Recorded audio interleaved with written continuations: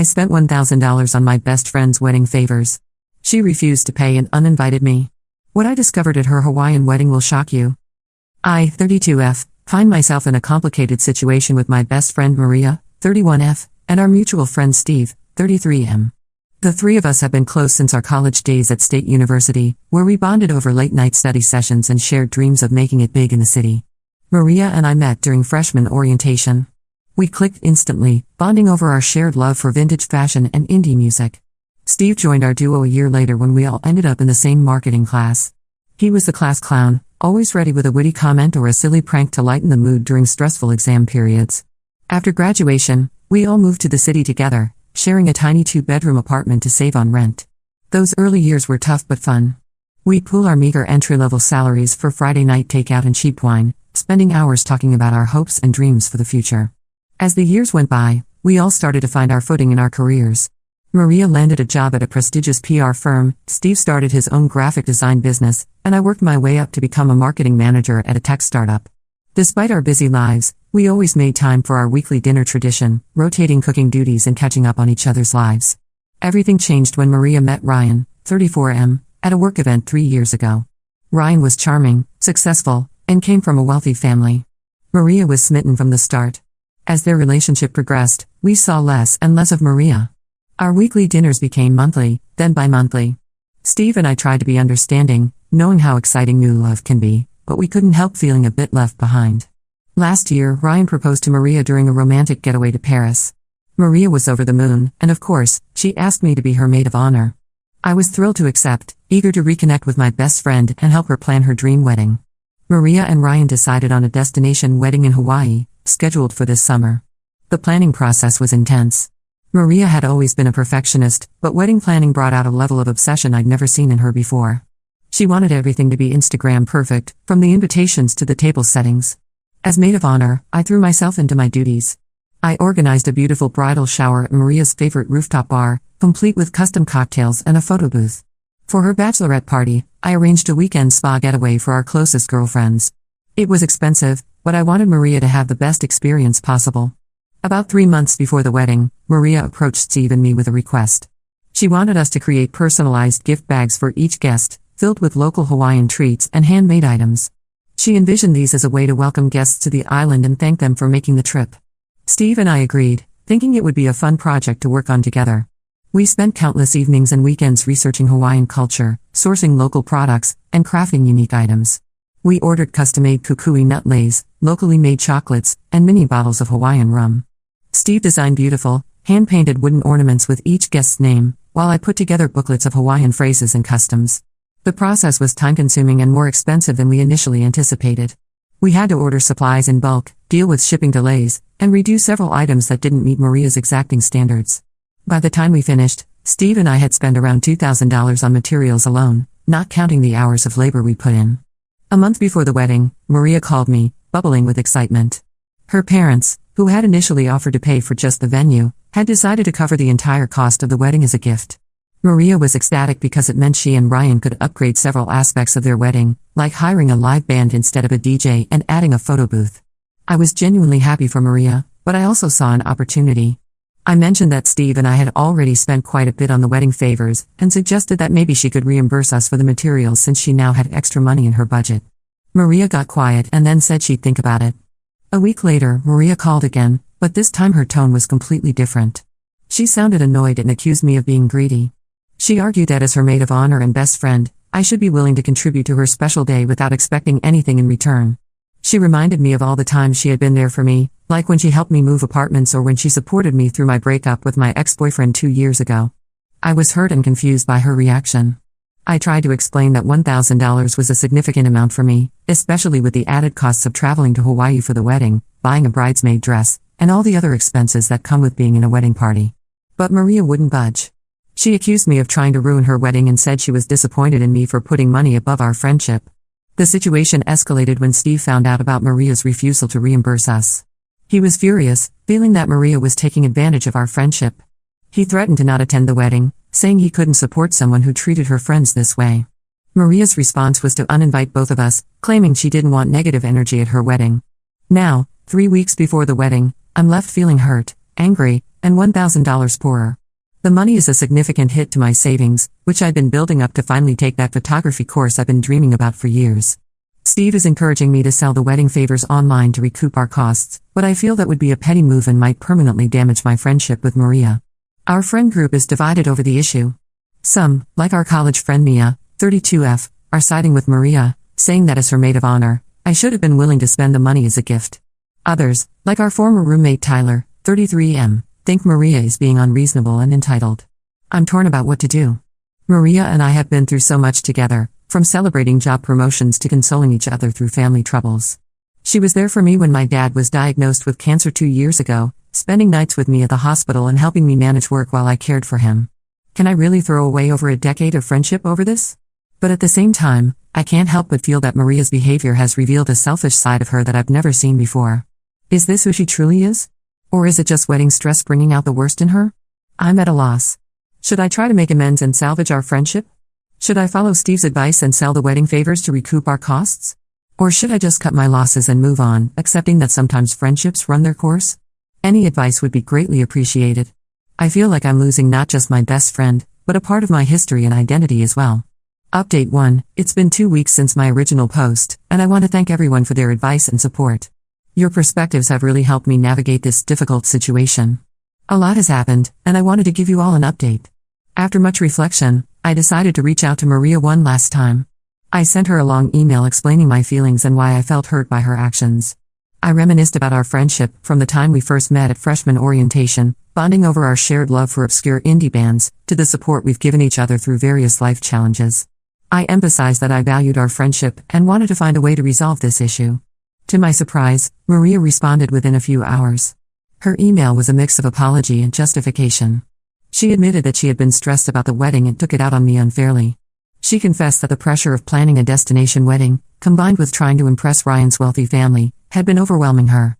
However, she still maintained that as her maid of honor, I should have been willing to cover the cost of the favors as a show of support. We agreed to meet for coffee at our old favorite cafe, the same place where we used to study during college and later catch up when our busy lives kept us apart. Walking in, I was flooded with memories of late-night study sessions and weekend brunches spent gossiping about our latest crushes. The conversation was tense at first. Maria looked tired, with dark circles under her eyes that her usual flawless makeup couldn't quite hide. She revealed that she felt immense pressure from Ryan's family to have a perfect wedding. His sisters had both had lavish ceremonies, and she felt she needed to measure up. This pressure had led her to upgrade various aspects of the wedding when her parents offered to cover the full cost. She also confessed that she was embarrassed to ask her parents for more money to cover the favors. Apparently, Ryan's mother had made some comments about Maria's family not being as well off as theirs, and Maria was sensitive about appearing cheap or unable to handle the expenses of marrying into their family. I listened to Maria's explanations, trying to understand her perspective. I could see how the stress and pressure had affected her, but I also felt that it didn't entirely excuse her behavior. I explained that while I understood her situation, $1,000 was a significant amount for me. I told her about the photography course I had been saving up for, and how this unexpected expense had set back my plans. We went back and forth for a while, rehashing old memories and discussing how our friendship had changed since Maria started dating Ryan. There were tears on both sides as we confronted some hard truths about how we had drifted apart. Eventually, we reached a compromise. Maria agreed to reimburse me for half of the cost of the favors, $500, and reinstate my invitation to the wedding. She explained that she couldn't invite Steve back because she felt his threat to not attend was too hurtful, and she worried his presence might create tension with Ryan, who had taken offense at Steve's reaction. I accepted this compromise with mixed feelings. On one hand, I was relieved to have some of the financial burden lifted and to be included in the wedding again. Maria had been such a big part of my life for so long, and the thought of missing her wedding had been painful. On the other hand, I felt guilty about Steve still being excluded, and I worried about how this would affect my friendship with him. When I told Steve about the outcome of my meeting with Maria, he was surprisingly understanding. He encouraged me to attend the wedding and maintain my friendship with Maria, saying he didn't want to come between us. However, he made it clear that he no longer wanted to be friends with Maria, feeling that her actions had shown her true colors. This put me in an awkward position, feeling caught between my two closest friends. Steve and I had grown closer through this whole ordeal, and I valued his friendship immensely. The thought of having to navigate separate friendships with Maria and Steve in the future was daunting. As for the wedding favors, Maria asked if we could still use them for the wedding. I agreed, but I decided to keep the extra special ones that Steve and I had made as a memento of our friendship and the work we put into them. Looking at the hand-painted wooden ornaments Steve had crafted, each one unique and beautiful, I felt a pang of sadness that he wouldn't be there to see guests appreciate his work. The wedding is now just a week away, and I'm feeling a mix of emotions as I prepare to fly to Hawaii. I'm trying to focus on being there for Maria on her big day, but I can't help feeling like our friendship has fundamentally changed. The easy comfort and trust we once shared seems to have been replaced by a fragile truce. I'm also apprehensive about how I'll fit in with the other bridesmaids, knowing that they're aware of the drama that's unfolded. Will they welcome me back into the fold, or will I feel like an outsider? As I pack my bags for Hawaii, I find myself reflecting on how much has changed since Maria and I first met. We're not the same carefree college girls who dreamed of taking on the world together. We've grown up, our lives have taken different paths, and maybe this whole wedding drama is just a symptom of how much we've grown apart. I'll update again after the wedding to let you know how it all turns out. Thank you again for all your support and advice. It's been incredibly helpful to have this community to turn to during such a confusing and emotional time. Update 2, I'm back from Hawaii, and wow, what a roller coaster of emotions this trip has been. The wedding itself was beautiful, but the events surrounding it have left me with a lot to process. I arrived in Hawaii 2 days before the wedding, the humid air hitting me as soon as I stepped off the plane. The resort where the wedding was being held was stunning, with pristine beaches and lush tropical gardens. Under different circumstances, I would have been thrilled to spend a week in such a paradise. Maria seemed happy to see me when I arrived, greeting me with a hug that felt only slightly forced. However, there was an undeniable tension between us. The other bridesmaids, who knew about our falling out, were polite but distant. I felt like an outsider in a group I used to consider close friends. I tried to focus on my duties as maid of honor, helping with last-minute preparations and keeping Maria calm. It was strange to be back in this role after everything that had happened. Part of me was glad to be included, while another part felt like I was playing a part in a performance. The day before the wedding, during the rehearsal dinner, I overheard a conversation that made my stomach drop. Maria's mother was talking to Ryan's aunt, gushing about how generous Maria had been with the money they had given her for the wedding. She mentioned that Maria had used some of the extra funds to upgrade their honeymoon suite and extend their stay in Hawaii for an extra week. I was shocked. Maria had told me she couldn't afford to fully reimburse me for the favors, yet she had money for these luxuries? I felt a surge of anger and betrayal, but I forced myself to stay calm. I didn't want to cause drama right before her wedding. The ceremony the next day was admittedly beautiful. It was held on the beach at sunset, with the sound of waves providing a soothing backdrop. Maria looked stunning in her designer gown, and even I had to admit that Ryan looked at her with genuine love and adoration. As I stood beside Maria during the ceremony, I tried to push aside my hurt feelings and be happy for my friend. I remembered all the times we had talked about our dream weddings back in college, staying up late in our dorm room, flipping through bridal magazines and giggling over ridiculous cake toppers. This was Maria's dream coming true, even if it wasn't exactly how we had imagined it back then. During the reception, the wedding favors were a hit. Guests kept complimenting the thoughtful gifts, admiring the hand-painted ornaments and exclaiming over the local treats. Maria was beaming with pride, and I felt a mix of emotions, pride in the work Steve and I had done, but also resentment that Maria was taking full credit. After a few glasses of champagne, I finally worked up the courage to talk to Maria about what I'd overheard. I pulled her aside during a lull in the dancing, my heart pounding as I broached the subject. She initially tried to brush it off, saying her parents had surprised her with the upgrades. But when I pressed her, pointing out inconsistencies in her story, she finally admitted that she had known about the extra money all along. Maria's justification was that she felt she deserved to splurge on her honeymoon after all the stress of wedding planning. She argued that $500 was a fair compromise for the favors and that I was being petty for bringing it up during her wedding. Her words stung, especially when she implied that I was jealous of her happiness. I was hurt and angry, but I didn't want to cause a scene at her wedding. I simply told her that I felt betrayed and that I needed some time to think about our friendship. For the rest of the night, I put on a brave face for the other guests, dancing and socializing as if nothing was wrong. But inside, I was a mess of conflicting emotions. The next day, as everyone was checking out of the hotel, Maria approached me in the lobby. She tried to smooth things over, inviting me to stay a few extra days with her and Ryan, saying we could have some girl time to repair our friendship. I declined, telling her I needed space to process everything. On the flight home, I couldn't stop thinking about how much had changed. The Maria I knew in college would never have lied to me or prioritized luxury over friendship.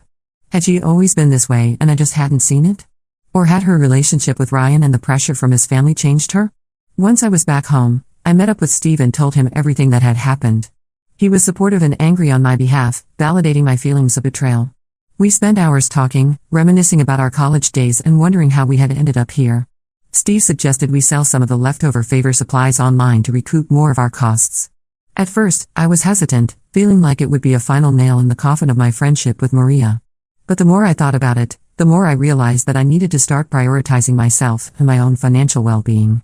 I'm now avoiding Maria's calls and messages. I know I'll have to face her eventually, but right now, I need time to sort through my feelings. Every time my phone buzzes with a notification from her, I feel a mix of anger, sadness, and nostalgia. I'm at a crossroads with Maria. Part of me wants to forgive her and move past this, clinging to the memory of our long friendship and all the good times we've shared. But another part feels like this incident has revealed a fundamental selfishness in her character that I'm not sure I can overlook. As I sit in my apartment, surrounded by the few wedding favors I kept as mementos, I can't help but feel a sense of loss. Not just for the money spent, but for the friendship I thought I had. The future I once envisioned, with Maria and I growing old together, being godmothers to each other's children, suddenly seems like a naive fantasy.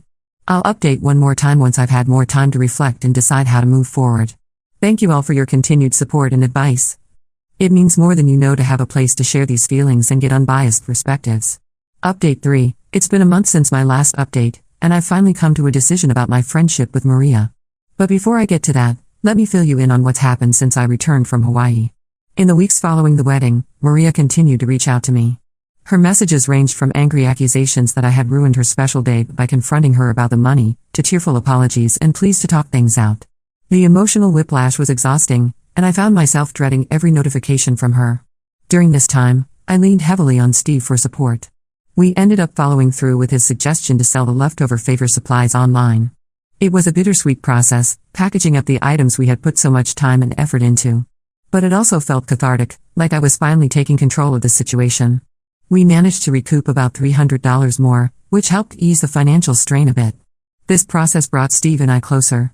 We spent evenings sorting through supplies, reminiscing about our college days, and talking about our hopes for the future. I found myself looking forward to these sessions, appreciating Steve's steady presence and unwavering support throughout this ordeal. About 2 weeks ago, Maria showed up at my apartment unannounced.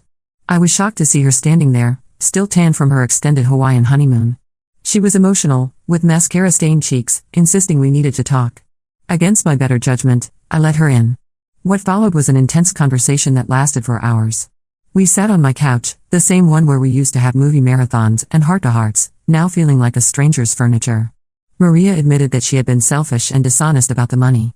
She explained that she had felt immense pressure to have a perfect wedding, not just for herself but to impress Ryan's family. She confessed that she had gotten caught up in the excitement of being able to afford more luxuries and lost sight of what really mattered. As Maria talked, I found myself remembering all the times she had been there for me in the past. The night she stayed up with me when my grandmother passed away, the way she had championed me for a promotion at work last year, the inside jokes and shared experiences that had defined our friendship for so long.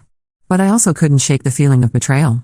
I told Maria how deeply her actions had hurt me, how they had made me question the foundation of our entire friendship. Was this the first time she had been dishonest with me, or just the first time I caught her?